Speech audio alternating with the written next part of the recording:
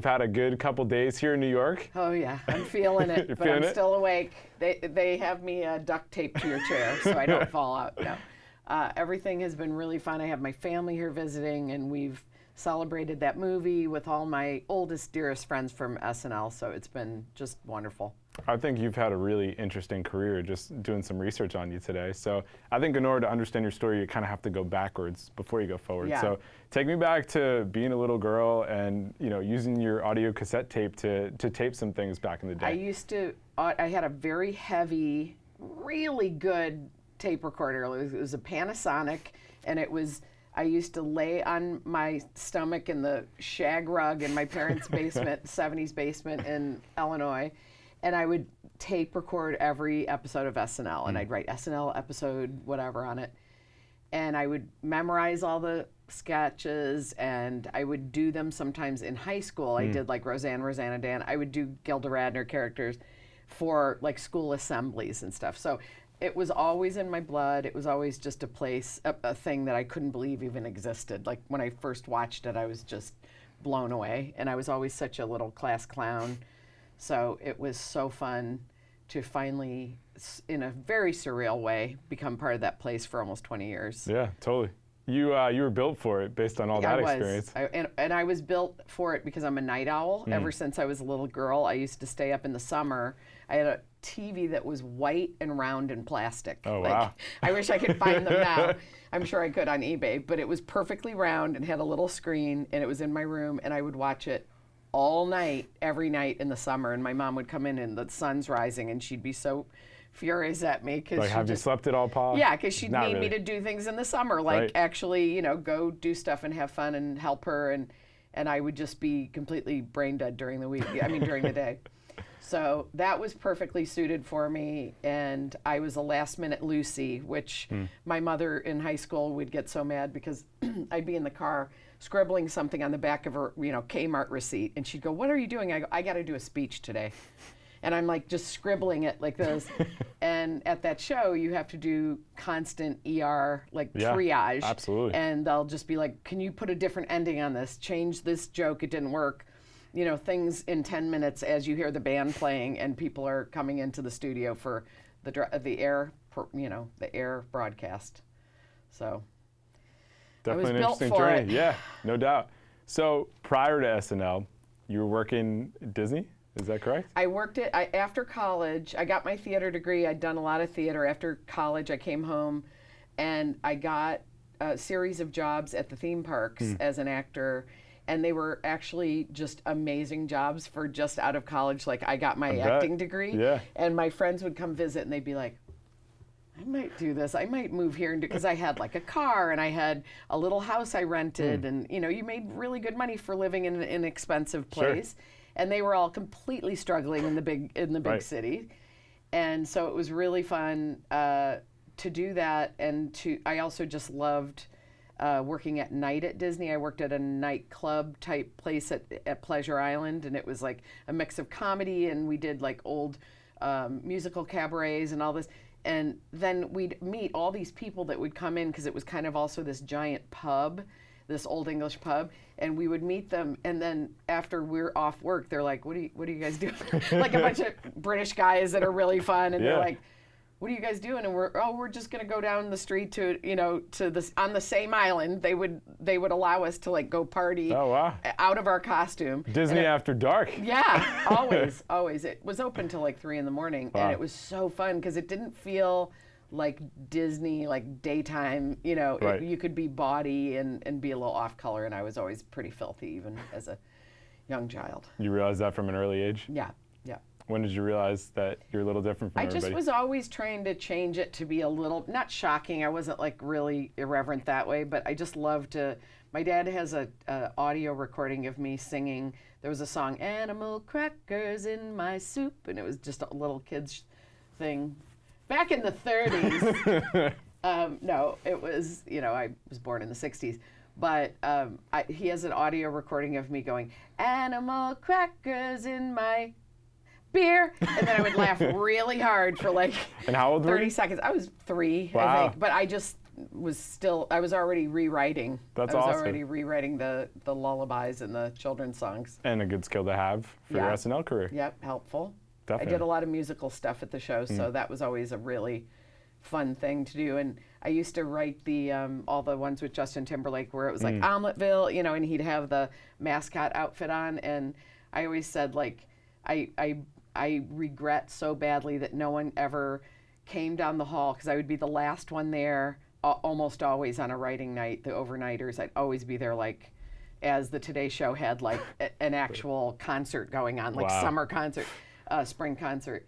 And I would be in there still working on that sketch because I was trying to see what the most in the zeitgeist, you know, what Jay-Z song was being played constantly. But you needed to be in the culture in order to be one of those culture makers at the time. Yes, exactly. And you know, as I got older, because I stayed there so long, I was like well into my 40s when I was still there. So a lot of it was the music of the day that I wasn't necessarily listening. I was listening to a lot, and I still have a really eclectic music taste, but you know, sometimes if my nieces weren't keeping me up on like what the hottest albums were or anything, I'd want it to be that one that like, you know, because if we are going to pay, because it got so expensive to use any real music in the show, but if we were going to pay to use something, it needed to be something that was going to get like a surge from the audience where everyone would cheer if they heard that beat, you know, like, you know, you want a good return, song. You just want a good return on the investment there. You know, you want noise from the audience and not just,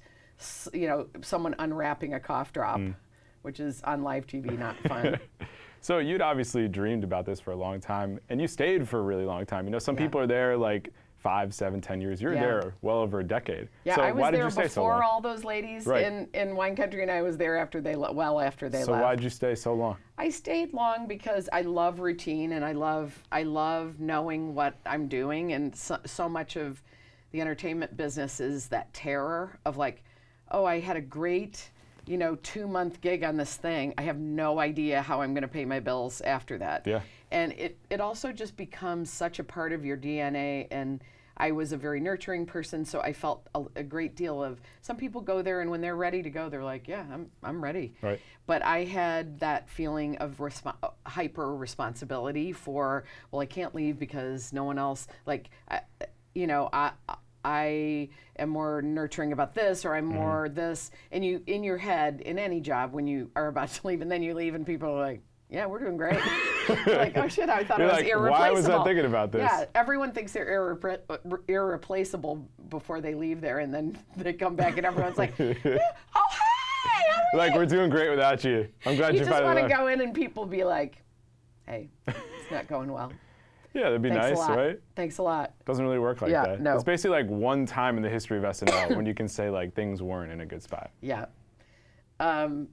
It's you know, when we started there, it was in such the pits that year, and when he hired all of us, he said the same thing, which was that that show is like a phoenix that rises from the ashes, and it happens every few years, and you never think it's gonna come back and do that again, and it just finds its way to do it. It's such an animal that has been fed all these years and has so many little tendrils, and it's just an amazing, weird, iconic institution. So, you know, when we came, none of us knew what we were doing because we were all new. It was almost all new, and we just came and just kind of were like, well, it seems like he's saying the bar is low. Like, we can only go up from here. All we need to do, you know, we'll probably get canceled, but have fun while we're here. I mean, we really didn't come with like great expectations, and then it was probably a good thing because it got us out of our heads, and we just kind of were laughing about like, we don't know if this is going to work. And everyone worked super hard, and everyone was so talented. That cast was so amazing, and those women and men were just gangbusters. So, you know, by the end of that year, they were starting to go, oh, we got something. The press here. was like, yeah, starting Saturday to take notice. Night Live is alive indeed. So when did you start to figure it out? That it was going to work? Or just that you felt comfortable there and you were doing your thing? I think the first time I really felt solid in terms of my employment there was when I did the recurring characters, because in that day, in that era, and it's not as much now, but recurring characters were just solid gold. If you could come up with a recurring character that was funny, that was relatable, and that the audience just was hoping would show up that night. You know, when it showed up, they'd go apeshit. They would lose their minds. So it was really, really exciting when I started doing like the cheerleaders and Bobby and Marty, because it felt like I got in on this little sort of inside alley of doing a recurring character. And once you had that, then it was a valuable tool, because if it wasn't on that week and we did the whole table read with the host, and the host would say, you know, I kind of wish I could do one more kind of, like, could you do a cheerleaders? And there were a lot of them ordered up. We call them being ordered up, where it was like, or for the cold open, if the political thing didn't quite work for something, we'd have to last minute write a cheerleaders or a Bobby and Marty, or, you know, Debbie Downer. And those kind of things also appealed to me, because when you do sketches that are just about a situation, it's a one-off. But when you're writing a recurring character, it's almost like you're writing a sitcom over a period of time. Yeah, it's a cool way to look at it. You're like, you know, we knew them, so it's like, what can we do this week to really... Right, what's the next iteration of that? What have we built up so far in our arc of these 5-minute sketches of these characters that we can really play with, that, and we're always trying to top ourselves, but sometimes you'd also say, we're trying to top ourselves too much. Like, you'd be like, you know, cheerleaders in space. It's like, all right, let's now dial it back and just have it be at a chess tournament or something. And it's also just so much fun for the actors, because they know what the game is of the sketch, and they're not trying to like figure it out, and hosts know it. So it's comforting to them, because it's something familiar, because they know how to do it. Like, even, you know, my friend James wrote he's written almost every hilarious thing on the show for years and years, and he was my roommate in college. Oh, wow. And he wrote, like, you know, all of Kristen's stuff, like all of Fred, like Keenan, so many people, Maya. And he's so brilliant, and he wrote, you know, the Californians, you know, and that sketch is a good example of when a host would come and they'd be like, I want to do the Californians. Yeah, you want to. They want to do that voice, and they want to do that bit, Yeah. and then you don't even have to teach them, because they know what it is. No, they've seen it for years. Know? Yeah, they've been watching. So it's just it's so much easier than when you're trying to reinvent the wheel every week with a different kind of sketch, because it may. I mean, I've gone in so many thousands of times into the table read, so upright, having zero sleep, really jacked up on coffee, and so excited because this thing I just wrote is the best thing that's ever been written. And I mean, silently in my head, I never would say it, and but you go, oh my God, you had a feeling. I really hit gold with this one. Cut to zero, like only gastro and intestinal sounds that just you hear straight people crickets. just like sitting there from staying up all night, like somebody's stomach is gurgling, and you're like, oh my God, my meter is off. Like, I don't know what's funny. Right. And so you're always in this existential crisis of, do I even know what I'm doing? Yeah. And you never really learn what you're doing. And I think that's true of comedy in general. You can write things and just think you have finally figured out the formula of it, and it's just all so subjective to who the audience is. Sometimes the dress audience would die laughing at something, and you'd put it on for air, and people would stare at it, and you'd get so mad, because you just, and you're sometimes, like, come on. You'd just be like, give me a break. Like, how could two groups of people be so different? But that's comedy. It's comedy, 100%. You're right. It's really interesting. It's really hard. I don't know why I'm in it. It keeps you challenged. Yeah. That's for sure. Yeah. So when I think about you, a lot of people who come to SNL, they're looking for that writer to team up with to help them get to that next level. Yeah. You were that person for a lot of these women. So when did you start to sense that, and when does this group really start to form with Amy and Maya and Rachel and everybody else? That group that's in Wine Country, it's interesting because we kind of we all remained individually in our little groups close, and we all were close together if we ever saw each other. But really about maybe 5 or 6 years ago, we started sort of texting each other a lot more as a group, and we went on a couple trips, one of which, 2 of which were Wine Country was written based on those trips.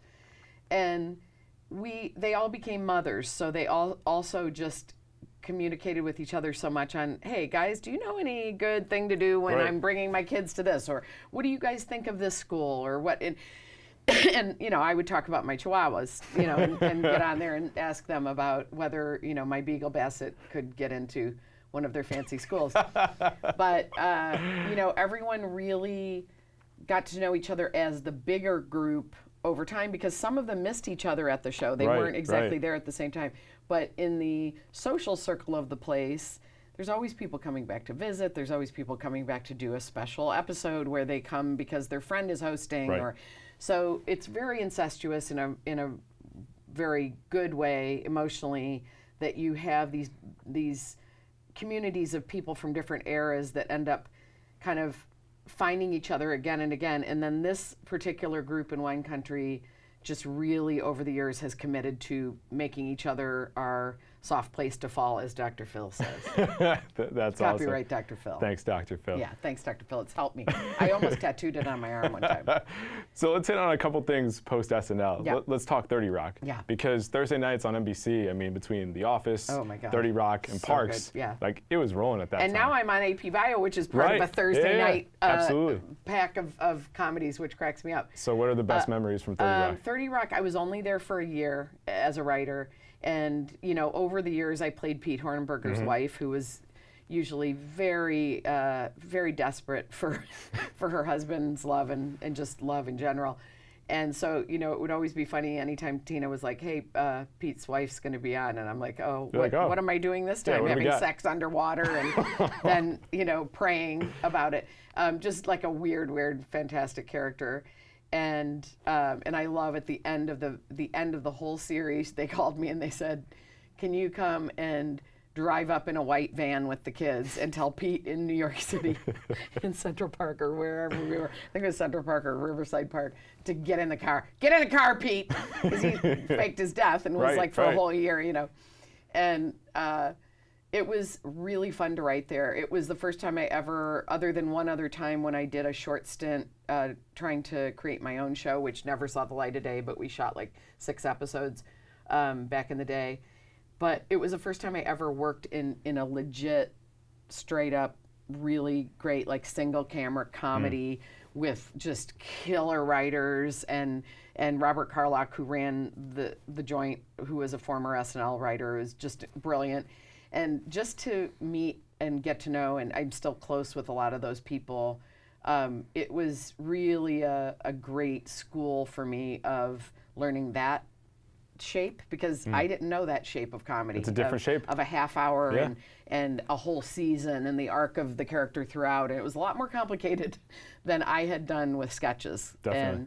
And also with sketches at the show, you kind of chose what you wanted to write every week. So you didn't have to stay within these lanes of these characters and what they usually say or do, or, you know, because they were always super creative with 30 Rock, but it was an existing cast of characters, and you had to follow. You couldn't, you know, because you'd pitch something and they go, oh, we already did that in season 2, and you're like, oh, it's not like a sketch where you can totally just different. make it up.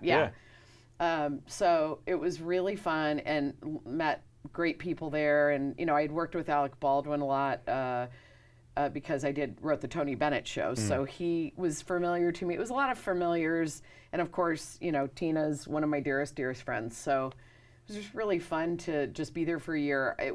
The schedule ended up being problematic with my personal life at the time, and I was like coming into the city. I lived upstate, and I would come in, you know, and then kind of never go back, and it just felt tough commute. It felt situation. too daunting at my age. I was like, if I would have done this 10 years ago, I'd be here for the whole run. So I ended up leaving, but was so grateful for that, because it felt like I really carved out grooves in my comedy brain that were not there before because of that place, because it was just they were relentless perfectionists about jokes and making sure they were just Gotta such be on your game. good. Nothing could be like half-assed, you know, and that was a really good lesson for me, because I'm the queen of half-ass. Well, when I think about really great and witty comedy in terms of movies, I think of Bridesmaids. And just an amazing film. So good. And so how do you get pulled into that, and what was it like writing jokes for that whole Well, what thing? was so fun about that one was it was already so ungodly funny. Kristen is otherworldly funny. Maya's otherworldly funny. And then I got to know Annie Mumolo, who co-wrote it with Kristen.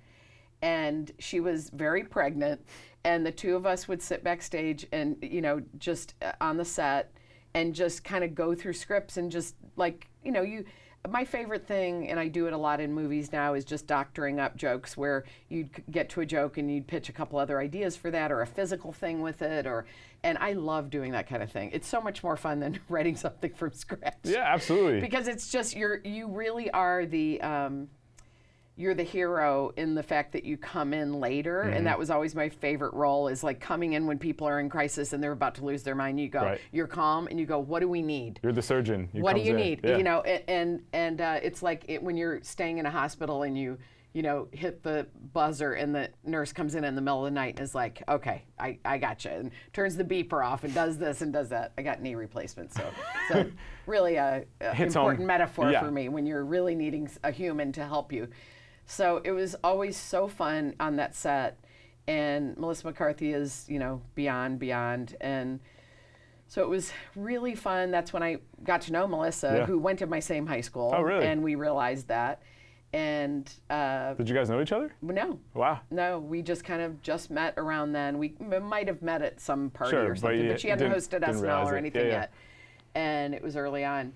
And that was when, I first worked with Judd. That's when I met Judd. And that was a tremendous thing for me, because I was trying to, I was such a rewriter at SNL, and that was kind of one of my little crowns that I was proud of, that I was good at, like, fixing something. If someone wanted a different take on it that was better or funnier, they would say, can you please try to find, and I loved that puzzle. I loved to fix that. And so I was really wanting to do that over the years of SNL. I would have meetings. I'd be really scared and go out to LA and meet with movie people and tell them, I'd love to rewrite movies. And they go, well, do you have a spec script? And I'd be like, I've never written a movie. All the SNL people would get to summer and be like, you know what I'm going to do this summer? I'm going to write a freaking movie. Right. And then you'd be so exhausted and you'd just go on a vacation, and then you'd be like, I'm not writing. You're like, I'm good. We're starting in 2 weeks. I'm not writing a movie.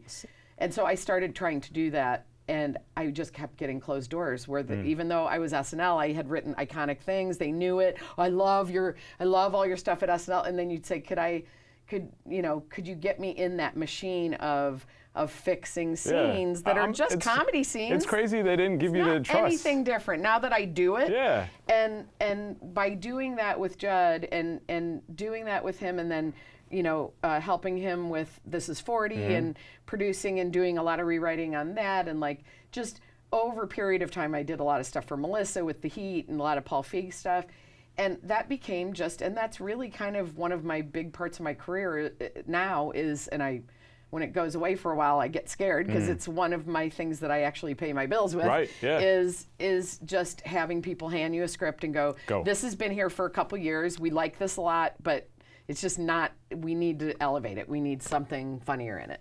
So it's really fun for me to do that. Yeah, and awesome. And I love doing it. Can you give me an example from Bridesmaids of a scene or a joke where you came in and you made it your own? I think I remember one thing of giving Melissa when the guy comes up, the large African-American guy that comes over, and they think it's her boyfriend. When they keep doing that bit, and she says, I'm going to climb you like a tree. that was mine. And I know I wrote a lot of jokes in the toasting scene, when they're toasting and saying, with you, I can just, with a look, me, and we can do the look, and all those jokes. A lot of those were things that I came up with.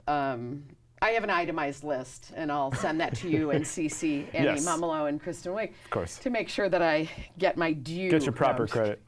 No, we all, a lot of times too, it's like in volleyball of hitting over to somebody and them hitting it. It's such a you're playing back and forth. Everyone, but when you're on the set and you're trying to get better takes of things or better jokes, sometimes somebody will say something that spawns something in you that you suggest, and then they give the kicker to it. So it's very collaborative, and nobody is doing all of it. Yeah, no doubt. So you're getting help. Let's jump to Wine Country, because I want to talk about that, obviously. Yes. So you're on screen, you're doing your acting thing now, which must be interesting for you. So, it's so fun. What was the coolest part of this whole experience? Just working with your friends, being on screen, and just having a really interesting plot as well. Well, it was a very surreal thing, and we even have said that once it started, because you shoot a movie and then you go this giant amount of time until it comes out. And you almost forget that, like, you did that. It wasn't that experience. You made something, and now this is the experience of actually letting it be seen. And so it was so surreal during it because we were sort of being approximations of ourselves, and we were laughing with each other like we laugh with each other, and we were in places we actually were similar to where we stayed because we went on these real trips. So it was just very surreal, the boundaries of reality. It was really, really weird and fun. And there was a lot of waiting around in movies that we would sit and just shoot the shit. And, you know, I don't know if I can even swear on this, and I've sworn it's like okay. 50 times. Shoot the snap.